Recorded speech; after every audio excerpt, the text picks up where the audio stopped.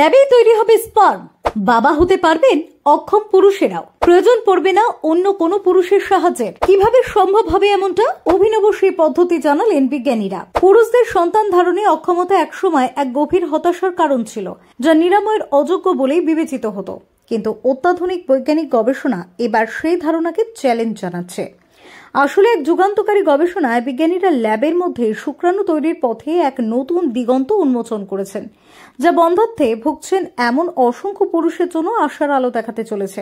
গবেষণায় জানা গিয়েছে, গত 70 বছরে পুরুষদের শুক্রাণুর গুণমান এবং সংখ্যা নাটকীয়ভাবে কমেছে, যা কেবল পরিবার গঠনের পথেই বাধা হয়নি, জনস্বাস্থ্যেও এর ব্যাপক প্রভাব পড়েছে। শুক্রাণুর সংখ্যা হ্রাসের সঙ্গে টেস্টিকুলার ক্যান্সার, হরমোনের ভারসাম্যহীনতা এবং জন্মগত যৌনাঙ্গের ত্রুটিও বেড়েছে। সম্প্রতি এই সমস্যা মোকাবিলায় চিকিৎসকেরা সার্জিক্যাল স্পার্ম রিট্রাইভাল নামে একটি অস্ত্রোপচার পদ্ধতির ব্যবহার শুরু করেছিলেন। তবে এই পদ্ধতি যন্ত্রণাদায়ক এবং অনেক সময় এর সাফল্যের হার সীমিত। অন্যদিকে একাধিকবার ব্যর্থ হওয়ায় শুক্রাণু দান একটি বিকল্প হিসেবে সামনে এলেও অধিকাংশ পুরুষের কাছে এটি মানসিকভাবে কঠিন সিদ্ধান্ত হয়ে দাঁড়ায়। তবে বিজ্ঞানীরা এখন এমন একটি সমাধান খুঁজে পেয়েছেন যা এই জটিল সমস্যার সমাধান করতে পারে।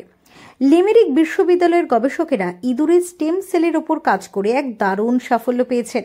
তারা ল্যাবের মধ্যেই এই স্টেম সেলগুলিকে শুক্রাণুতে রূপান্তরিত করতে সক্ষম হয়েছেন।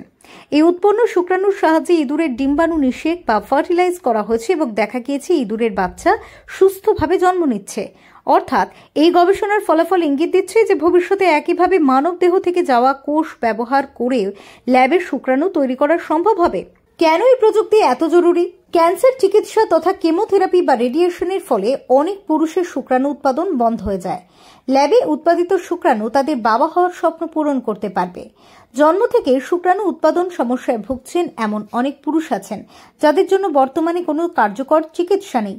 এই প্রযুক্তিও তাদের নতুন জীবন দান করবে। এই প্রযুক্তির সফল হলে নারীর শরীরের ওপর আইভিএফ পদ্ধতির চাপ কমতে পারে বলেও অনেকের মত।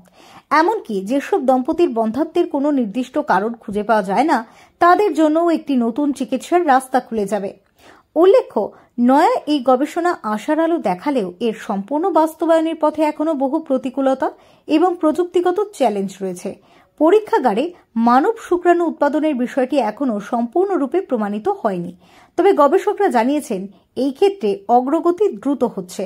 যদিও এই প্রযুক্তি সফল হলে তা মানব প্রজনন বিজ্ঞানে এক বিপ্লব ঘটিয়ে দেবে এবং অসংখ্য দম্পতির বাবা মা হওয়ার স্বপ্নকে বাস্তবে রূপ দিতে সাহায্য করবে।